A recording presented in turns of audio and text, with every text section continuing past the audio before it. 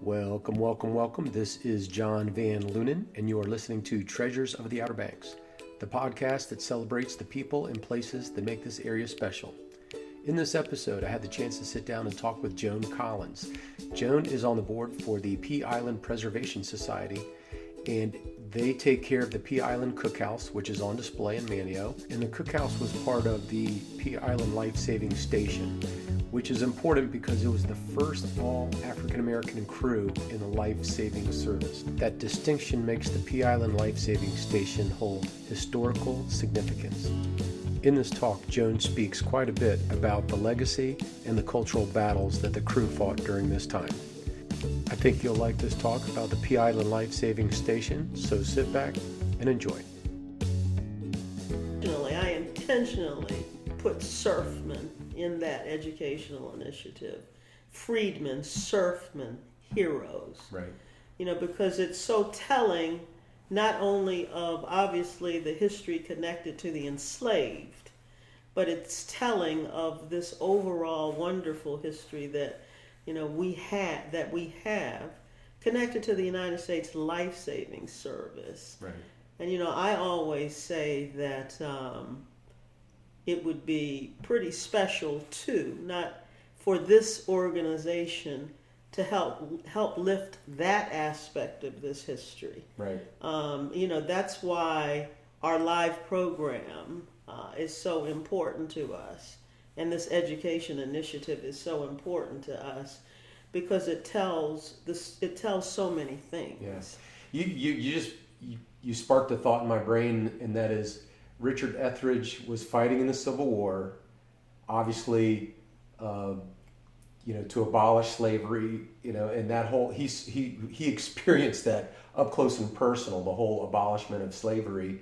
It was kind of not important, but it was just so critical to have that all African American crew when it did, right after the Civil War. Well, I don't think people, really appreciate historically kind of what's going on at that time. Huge. Absolutely. That is absolutely huge.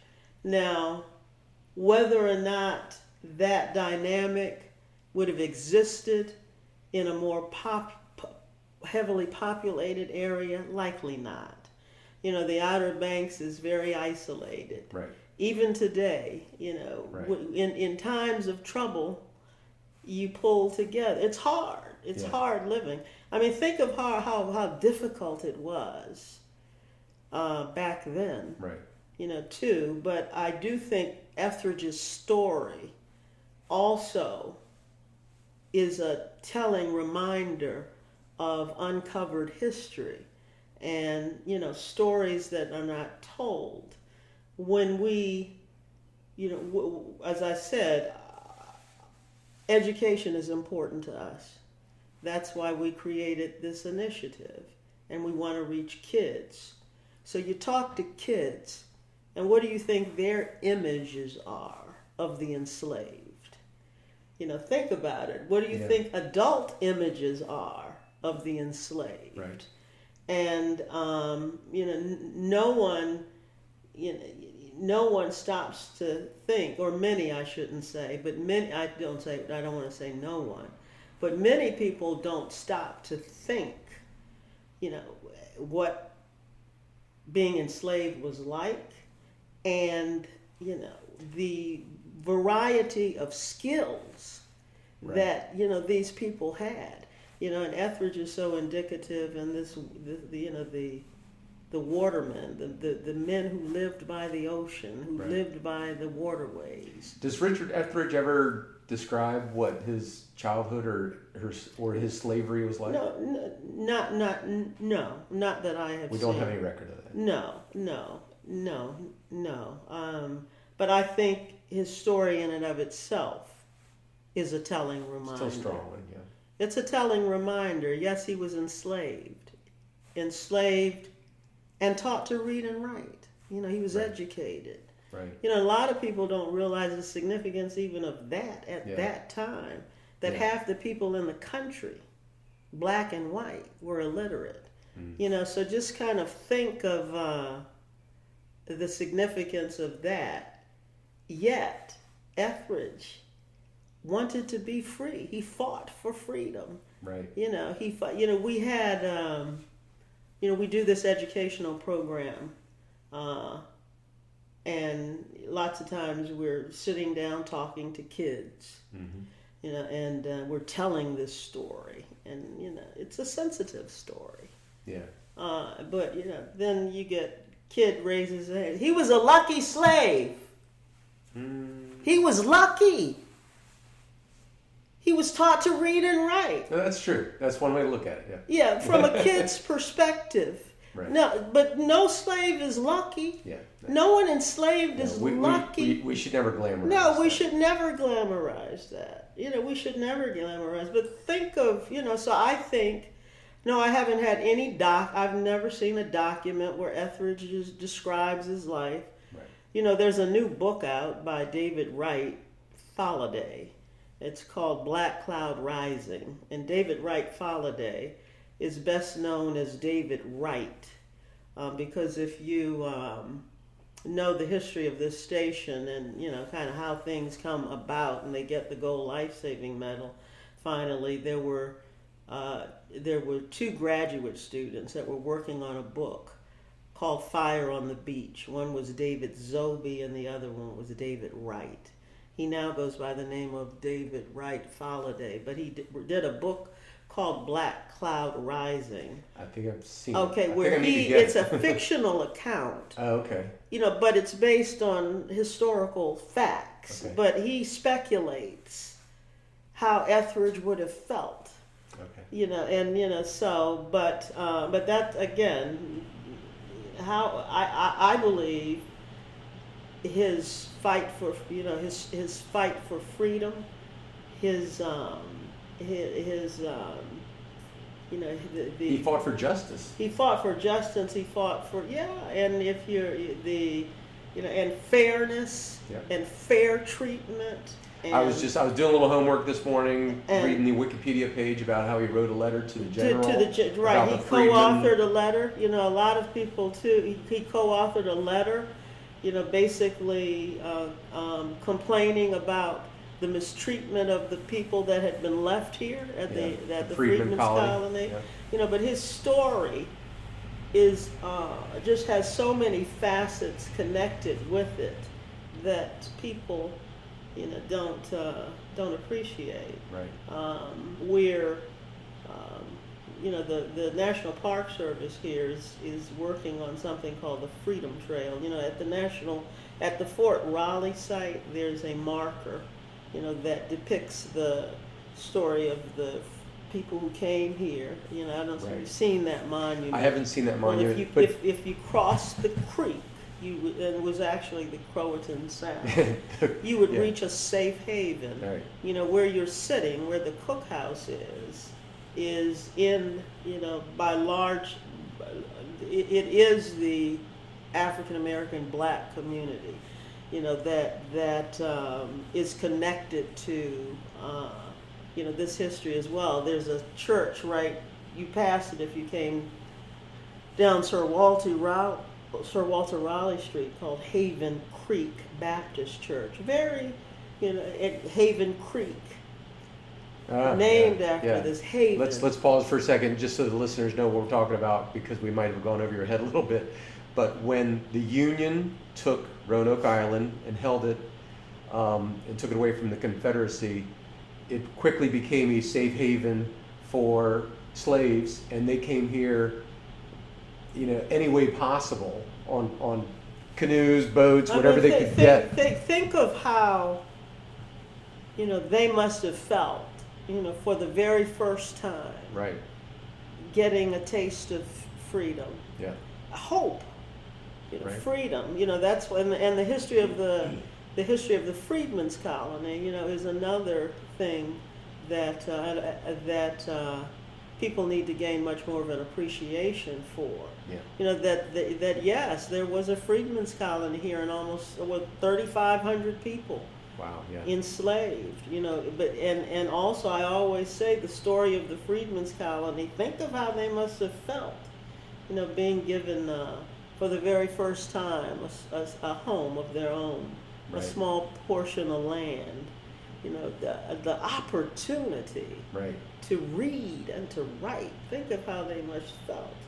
And I always, and to be honest, even when I came here, I did not have an appreciation for that facet of this area's history, right. The Freedmen's Colony, and it was a great thing, but also most people don't stop to think about the other side of that story.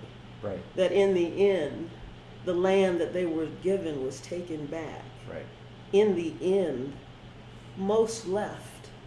They had to leave. So that story, right. In and of itself, just the existence of the Freedmen's Colony, a true appreciation for, what was going on and why it ended and all of that. I mean, this story of Etheridge and his connection to freedom has so many, has so many different parts. Right. To it.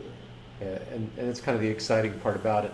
Let's back up for a second. So, you were born in Maryland? I was born in actually New York. Oh, that's right. Because you're a military person. Yeah, my father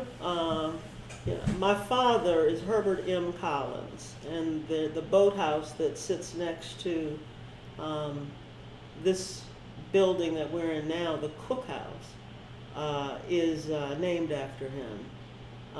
Right. But he grew up on Roanoke Island, and his father, served as a substitute surfman at the station. Right. His grandfather served as a surfman at the station under Etheridge. His great uncle is Dorman Pugh who was part of the W. Dorman Pugh, who's part of he's part of the crew that performed the rescue of the E.S. Newman. Right. And he would have been, if you know the story of the life-saving service here, that, and you see it not only at this station, but obviously at other stations. The history of the Chickamaucomico station, right. The Midget family, right. Their connection. I'm sure Keeper James right. Charlet has filled you in on all of that, but you have generation after generation you start to see after reoccurring generation, names. people who are serving. Yeah. But this story also should make people think of, I always say those same last names, because you have embedded in obviously the story of Richard Etheridge and the story of the all-black crew that was under him. This connection to the enslaved.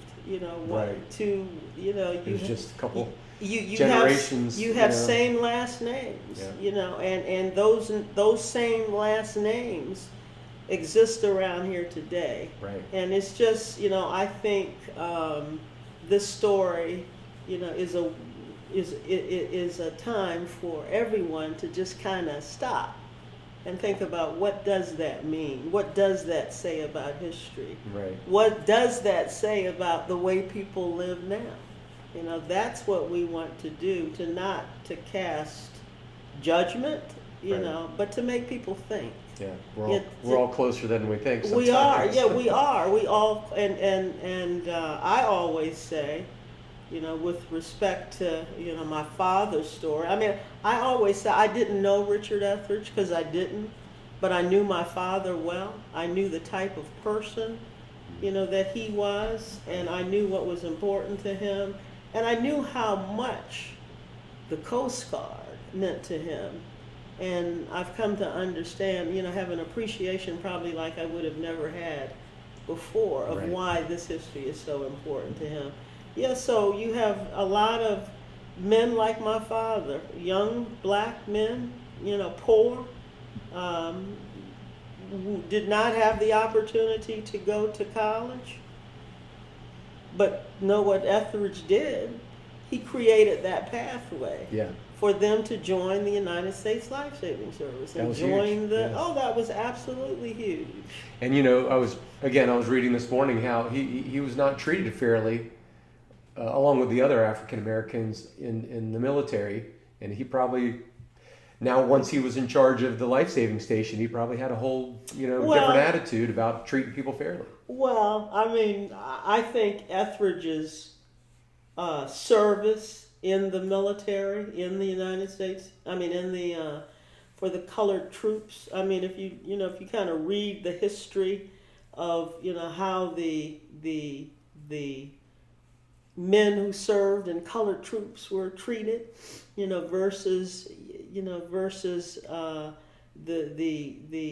white soldiers. There's a huge difference. Yeah. I mean, everyone knows that difference.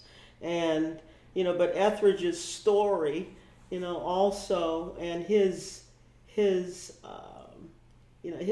story of the service in the war and rising to the rank of a sergeant, a commissary sergeant by the time the war had ended. I mean, that was pretty significant, and I do think that his education played a really big role in that. But yeah, I mean, think of what he would have experienced.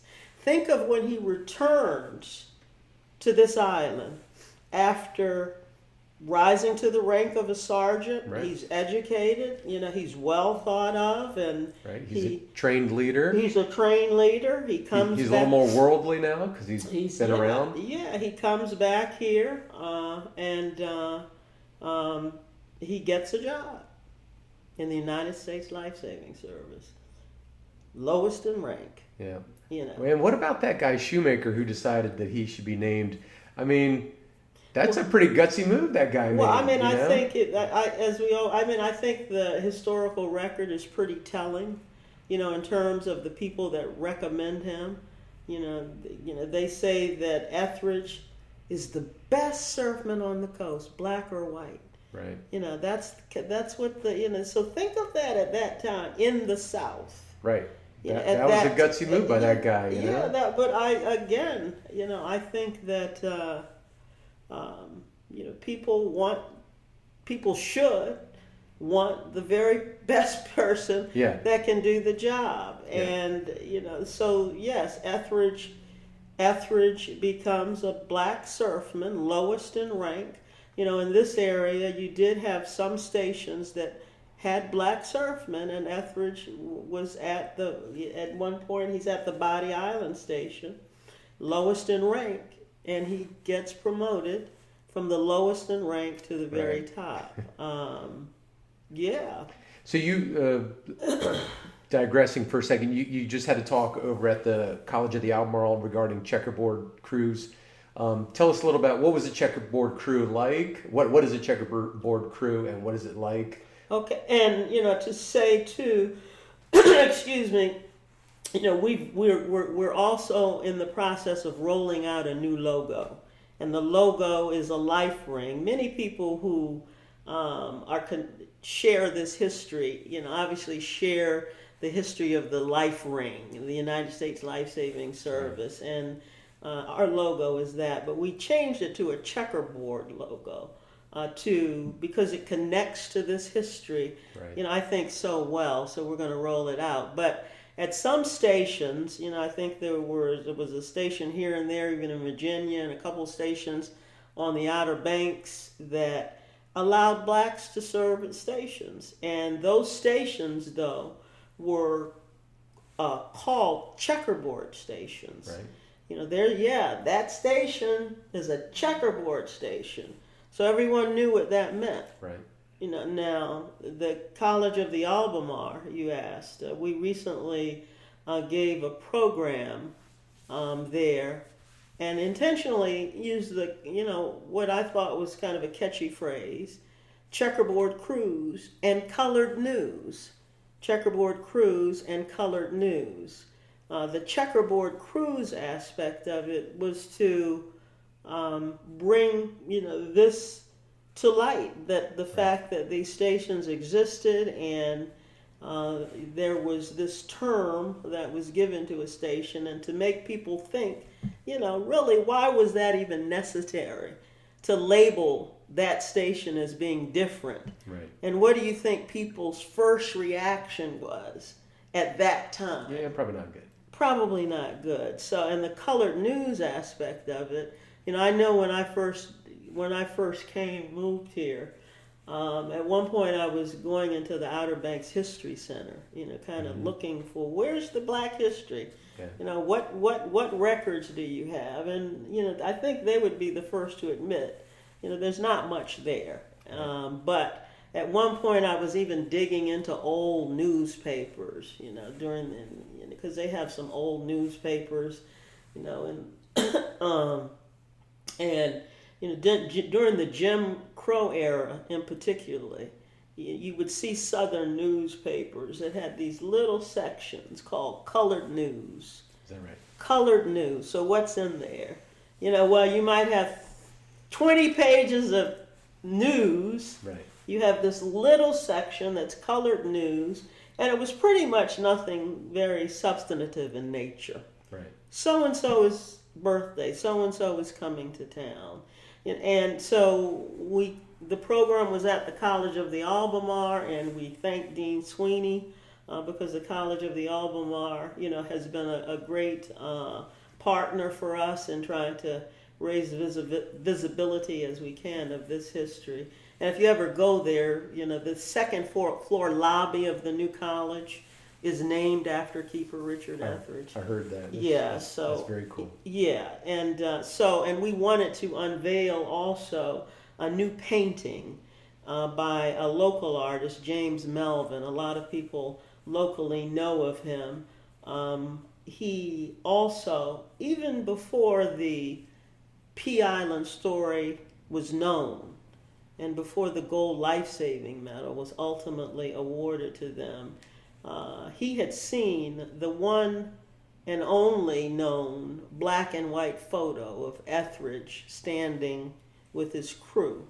And he said, wow, there's Black history here. And he was able to work with, I think, the aquarium and, got grant money and did this wonderful series of paintings that's on display at the aquarium. And we have G. Clay prints in the Cookhouse Museum. But getting back to the College of the Albemarle event, Checkerboard Cruise and Colored News, right. We also wanted to give folks the opportunity to see, a new oil painting that James did for us called the Checkerboard Crew, to bring this history to light. If you go to the Outer Banks History Center, you'll find, a photograph, a black and white photograph that, has commonly been referred to as a checkerboard crew. And it's so reflective, too, of a history here, like the history that's in my own family, where, we're connected to the history of the Native Americans here, the Hatteras Roanoke tribe. Is that right? I always say, I don't think it's any, we'll put it this way. My last name is Collins. My grandfather was Marshall Collins. Not too far from here, there's a historical site called Somerset, the Somerset Plantation. It's owned by Josiah Collins. Oh, really? Okay, and they own several plantations. Right. And if you if you understand history too, even in terms of people who were enslaved, those included Native Americans as well. I mean, I think you just kind of have this, mix of things that are happening. I'm a Berry by my grandmother. Grandmother is Berry. Now, if you look at the record of the colonists, you'll see Berry. Is that right?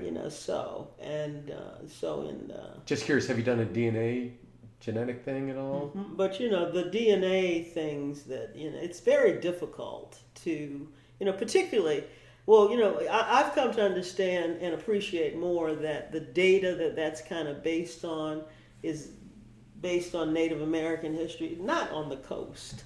You're saying the coast is totally different. Yeah, I mean, it's you have all of the Native American history that's connected to, the Native Americans having to move from their land and go elsewhere to live, but getting back just to kind of the history of this area and Checkerboard Cruise, and if you look at the painting, you'll see it's hard to distinguish.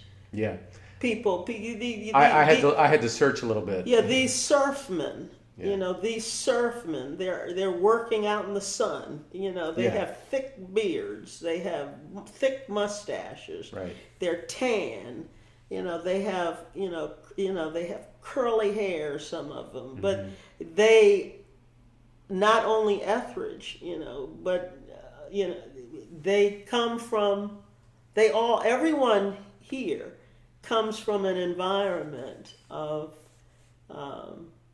that you cannot discount. You should not discount. Right. Native Americans, the enslaved, and how those relationships that are formed that result in the mulatto, free people of color, that are lots of times are designated as with that you're opening a can of worms for a whole new story because. But it sounds like you're basically saying this place was a bigger melting pot than maybe a lot of people want to admit. My father he didn't talk about race much. As I said, I did not know Richard Etheridge, but I knew my father well, and I knew, and I think coming here and doing this now for so long. I jokingly say, seriously say too. I mean, when I retired, I said I'm going to get married. I hadn't been married. I'm going to, I'm going to go to Bolivia. My husband's Bolivian, and I'm going to write a book. And that book was going to be about my father. Yeah. And his life and his kind of experiences. Haven't been able to do that yet, but hope to, kind of also be able to tell his story. But he used to always joke and said, Heinz 57. We're kind of a mix of everything. Right. His great grandfather would be a man named Zion Hall Berry. Also connected to this history. Wow. But Zion Hall Berry is also was the tall tale was that he was a full-blooded Cherokee Indian. He wasn't Cherokee probably, but he undoubtedly is Native American or has Native American mix, right. as that many did around here. But my family side, there's people who live on the Outer Banks and in this, particularly Roanoke Island or around here, who have been here long enough will recognize same names. Yeah. Etheridge, Scarborough, Tillett, Pugh, Daniels. I mean, I'm just, but those names are connected to, this history. Yeah. That includes enslaved, that includes, the story of, the colonists that came here, right. and includes Native American history. Wow. But Checkerboard Cruise and this wonderful new logo that I hope, will get more people will become aware of, a checkerboard logo, is reflective of the fact that, this history is also in a time where people were defined either as being white or being black. Right. And, white, I said this in the talk at the College of the Albemarle, white was recognized as right. Right. Black was recognized as apparently needing a designation that there was a checkerboard crew. Right. So just hopefully another way to get people to at least think right. About what the history here is like. And yes, to make the story of Richard Etheridge and the Pea Island Lifesavers, I say the legacy of Keeper Richard Etheridge, the Pea Island Lifesavers, and the black history of this area, to make that, something that people have an interest in knowing about.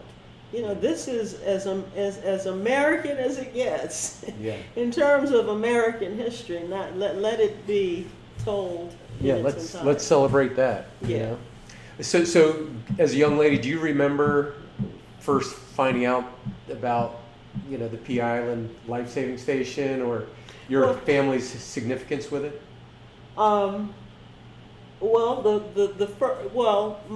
Let me say this. My father talked about, he loved the Coast Guard. We used to say there were three things that he loved: the Coast Guard. He learned to fly while at Pea Island. That's kind of another interesting story as a young man. And family, and you couldn't kind of tell the difference. Mm-hmm. But he talked a bit about his experiences at Pea Island and the ocean, and he always, his story obviously is not only his early experiences at Pea Island. He's born in 21 and leaves in 47. And then he has this whole other career with the Coast Guard that has, these other elements connected to his history. But focusing on the Pea Island story, really understanding the significance of it, I didn't appreciate it until I realized that he was getting a lot of attention, because that's around the time where the Gold Life-Saving Medal is being talked of, and he was gonna participate in this ceremony. And, sadly, I can say, I didn't attend the Gold Life Medal ceremony. My sister did. I don't even know if my brother did. I think it was my sister. Did you not just understand the significance of it? I didn't understand the significance. Yeah. I'm smack in terms of a career, right. Trying to climb that ladder, or whatever we call it today, and just didn't go. And, came back, it was a great thing. And I'm like, wait, what? What was that? Tell me the story again. Tell me the story again. And I did, though, after I said, well, gee, this is, that's the first thing that got my attention. And then I'll never forget, I did come to a ceremony here that was at the aquarium, mm-hmm. where they brought the whole group together. The Coast Guard was here. My father was living, wow. Then, and it didn't even dawn on me till kind of fairly recently, because as I'm kind of digging through files and realizing, and it probably made sense at the time, he actually is given the Gold Life-Saving Medal on behalf of Richard Etheridge. Because he would have been still living. So that, I said, well, gee, I would have loved to have gotten in his head at that point in time to really kind of understand it. But that's when it dawned on me that this is really pretty special. Right. And he also had befriended someone who ultimately was a rear admiral in the Coast Guard by the name of Stephen Rashan. I always say that there were three forces that kind of result in this station getting the Gold Life-Saving Medal. The book that was the graduate students that were writing this book, called Fire on the Beach by David Wright and David Zobe, mm-hmm. that is an account of their most famous rescue. They were doing research and in hopes of trying to get this book written. And then you have this person by the name of Stephen Rashan, an officer. He was a captain, I believe, at the time in the Coast Guard. he's kind of searching for a program for Black History Month, and he sees this photograph of Etheridge and his crew. Right. And I think the black and white photograph is a pretty stunning photograph. Yeah. And he sees it. And then the third party of the story actually is the story of a young, a teenager that was visiting the Outer Banks. Right. Kate Burke, and sees a photograph. Visiting the Outer Banks with her class, or something to this effect. And they're at the History Center. And everybody, her classmates are kind of, kids come do a history project. I say, kids come here, what's the Outer Banks attraction that kids see? Lighthouses. Right. So they think that's really kind of cool stuff. But she sees the photograph of Etheridge and his crew. And her digging, why didn't they get a gold medal? Other stations got gold medals. I always say, the stations, there was the Etheridge and his crew are not the only heroes on the Outer Banks, obviously, right, connected to the United States Life-Saving Service. But, they're reflective of the fact that they did not get to wear a medal on their chest. Yeah. They did not live to know of this story. It's sad because things were different, because they were unique, in their stature, but things were still the same. But things were still the same. And, history also should make us think of that things were the same and have things moved today. Right. Because I honestly think, it's a reflective moment for everyone. Right. Just to kind of realize what history is and what it says. And, I always tell folks, because we do a lot of talking and about this history, and we have a live program, Freedmen, Surfmen, Heroes. Our objective is to just tell the facts, tell the truth, and just let people form their own judgments about what this history, the significance of it, and what it teaches. So bouncing around just a little bit, they found Richard Etheridge's grave underneath the old barracks when they started doing construction of the aquarium. Is that correct? Yeah, that's, I think, in World War II, there's a lot of action here. Right. And you have the whole story of Torpedo Junction and right, what was happening here. And there's a big Navy presence, but the site where the aquarium is actually, the site of Etheridge's grave. It's right in front of the aquarium. Right. His wife, his daughter, and but yeah, that's where his and the discovery of Etheridge's grave site there, I think, occurs like during that time period. That some engineer or something. Isn't that kind of crazy though, that we just kind of forgot where it was at? Well, yes and no.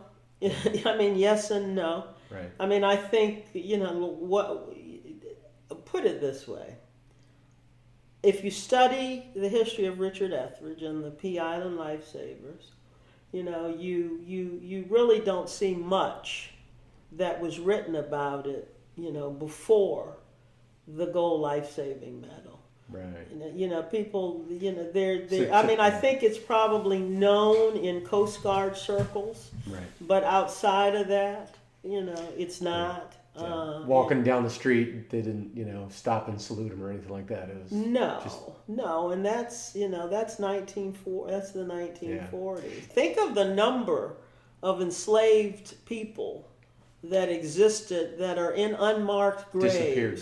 That graves were buildings, houses are going built on top of. Yeah. And no one, and think of graves that, a time period when you have people who were enslaved and you might see an X, Right. They're not even given the dignity of a name, Yeah. So it probably is even more interesting that it happens to, Etheridge's grave is kind of that, that's kind of brought to light, as well as a recent discovery. of Lewis Westcott's grave. Right. I saw that. There's a video of that. I saw it on Facebook, but I'm sure somebody else made that video.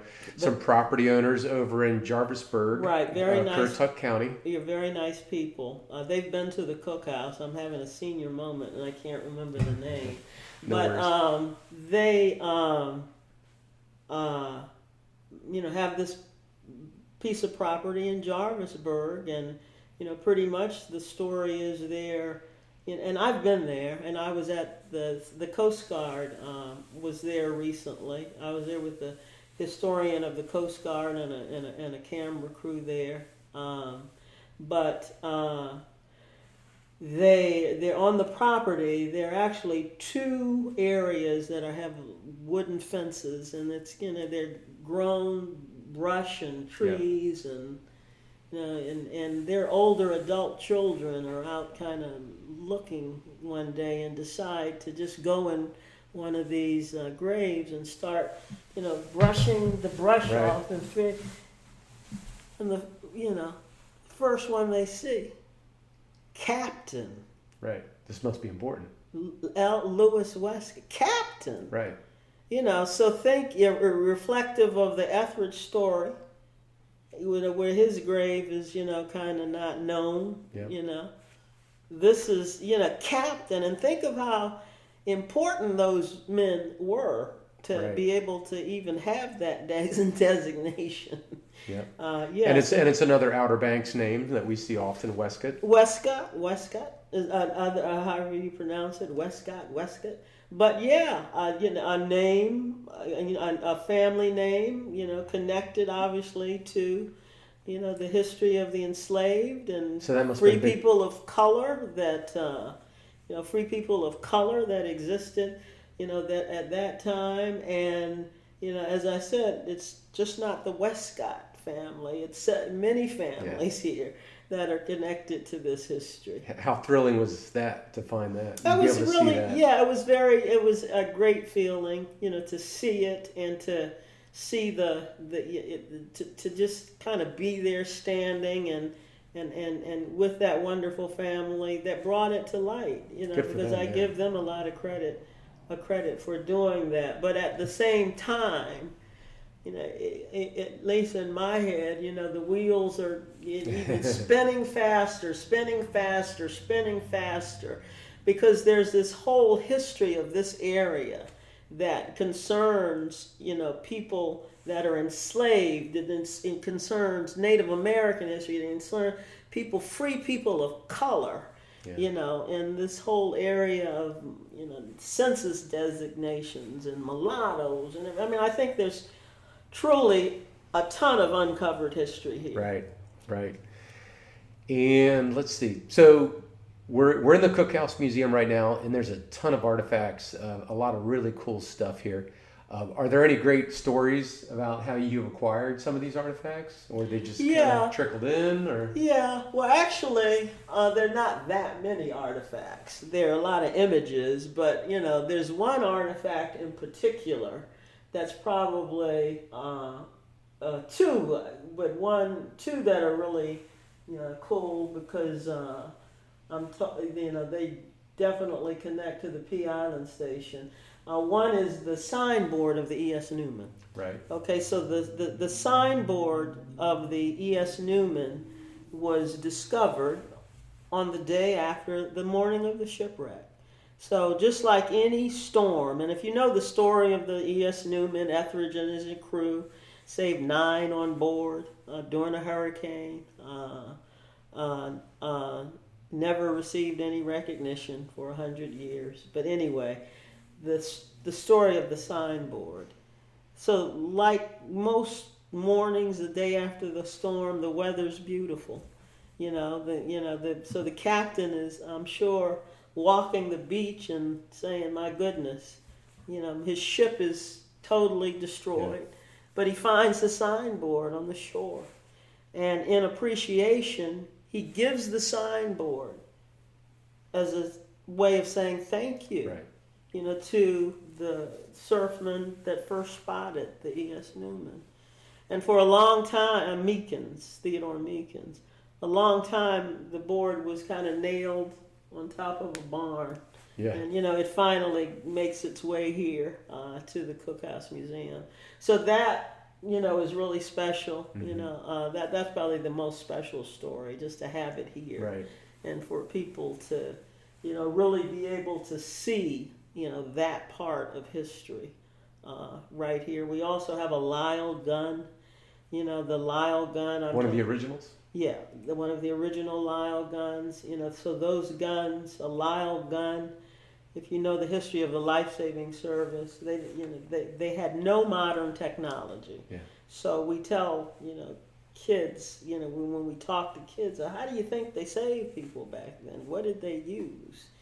So the Lyle gun was one of the main methods that they used. They would haul this 200-pound cannon-looking device out of the boathouse or wherever it's stored, and they would shoot a line to the ship, and that line could reach as far as 3 football fields.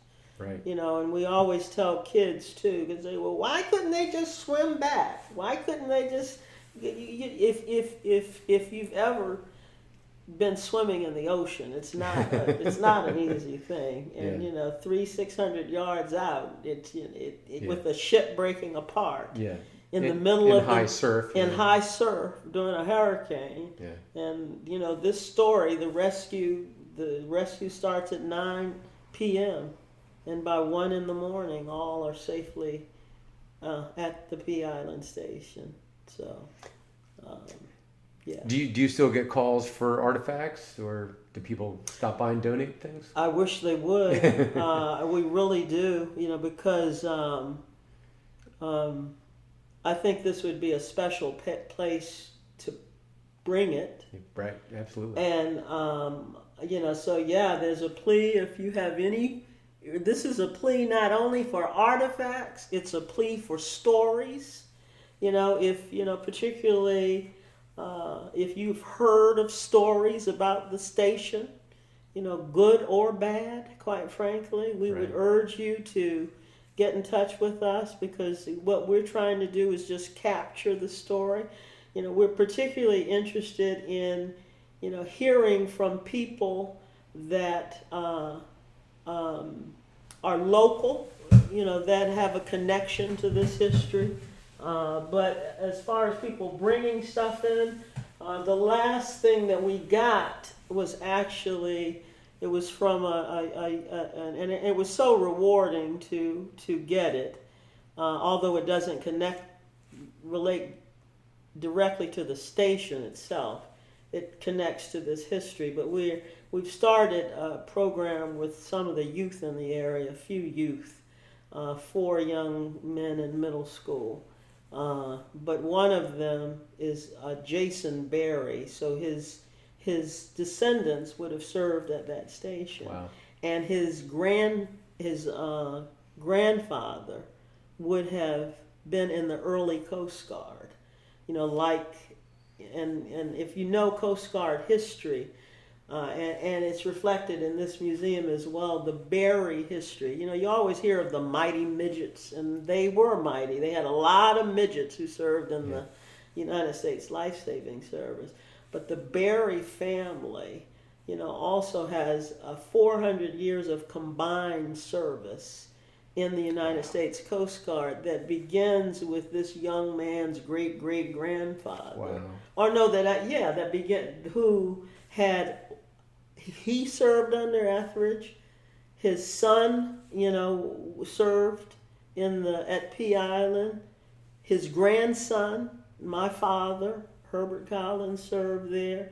And then he ends up having 14 grandsons join the United States Coast Guard, as well as, a couple great-grandsons and a great-great-grandson. So it's like 21 members of this one family that are in the Coast Guard. That's amazing. Yeah. How do you see the museum growing in the future? What's your vision? My vision. Well, I say, my dream, my hope, our hope, not just mine, but the hope of the Pea Island Preservation Society, I say, it's pretty simple in terms of this area, which is a known area for history. Yeah, a lot of history here. A lot of history here. So make this history just as desirable to see, to learn, to feel, to study, to know, right, as the other history that's reflected here. To make that happen, and to, for an organization to put us in a position that we can sustain ourselves in the long term and the short term, quite frankly. It's been a challenge. Right. It's a challenge because, people don't come here to even knowing this history exists. It's a challenge because where we're physically located, right, is not downtown Manteo on the waterfront. It's, yeah, down the street. It's not on the beach. It's not on the beach. So, but the dream is to, raise visibility, to hopefully, get a larger structure, that we could do something really special to have an outreach educational component, that really teaches this history in a special way. Right. So to make this really a very special place, and a place people, that's where I want to go. Yeah. That's where I want to head to. Right. And to get help, we need volunteers. We need people to go on our webpage, take a look at us, and become a member.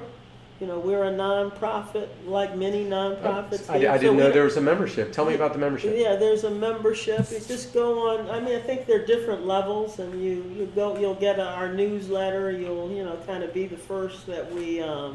It's on our webpage. You'll be the first that we reach out to, for events and that sort of thing. But yeah, we have a webpage. We have a Facebook page.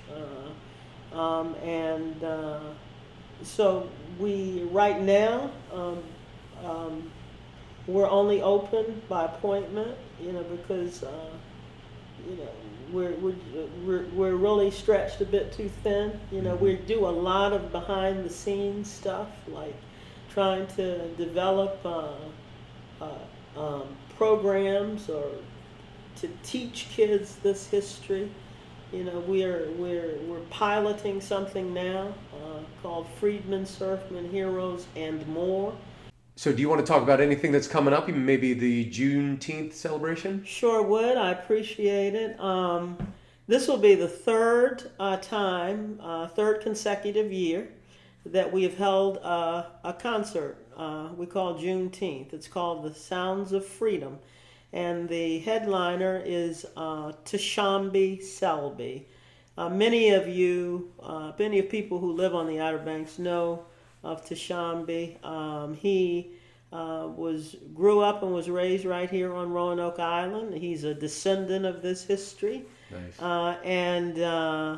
Actually, Darrell Collins, who's the president of this organization, I think he came up with the initial idea, let's do something for Juneteenth. Even before Juneteenth, it was right before Juneteenth was declared a national holiday. Right? Yeah. But anyway, so the first concert, both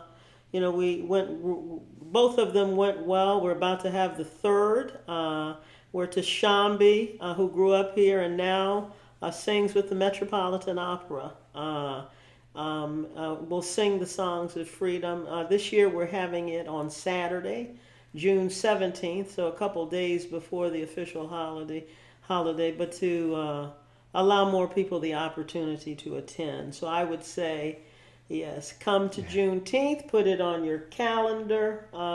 We're also going to use that time to roll out a new painting that's connected to the Freedmen's Colony and the history of the Freedmen's Colony here by the artist James Melvin, and we're excited to be able to do that. So, our goal is to make Juneteenth this celebration, the Songs of Freedom, an annual event. So we're really happy that we're able to continue to do it this year.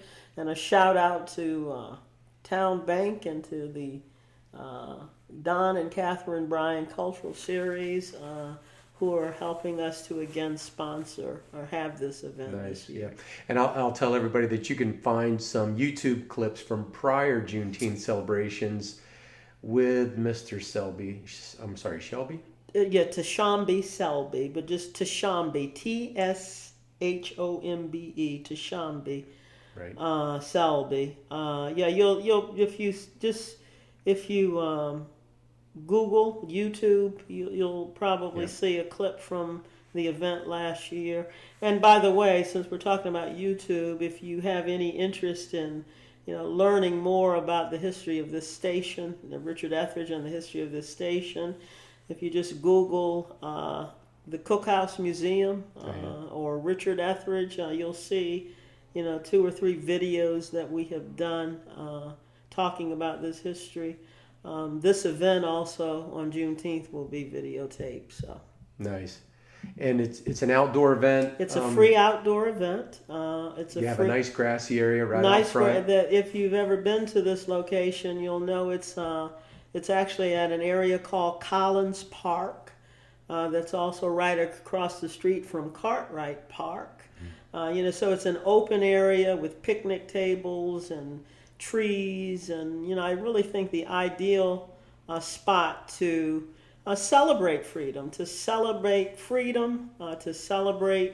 and support our cause, which is to raise visibility of the Black history of this area. So we're hoping to get an even bigger crowd this year. So that's June 17th. Do you have hours for that off the top 5 of your o'clock. Head? 5 o'clock. Yeah, there was a announcement, and I saw in one of the local papers. You'll start seeing more, but if you as the event moves closer, but it's free, open to the public. It's just knock on wood. The past 2 years, 5 o'clock in the afternoon is a nice time to sit under a tree and listen to some great music and to just fellowship with people about freedom. That's great. Well, what a great place you have here in the museum. What a great message you're trying to send. I appreciate you keeping the story alive. It's an important story. It's a great story. Let's celebrate those people. And I appreciate your time today. All right. Thank you very much. It's been a pleasure. I'd like to take the time to thank Joan Collins for sitting down and talking with me. And although I didn't meet them, I'd like to thank the volunteers that make the Pea Island Cookhouse possible. Your sacrifice is greatly appreciated. If you enjoyed this podcast, please share it with a friend. And don't forget to visit treasuresoftheouterbanks.com and sign up for our Friday email. Until next time, make it a good one.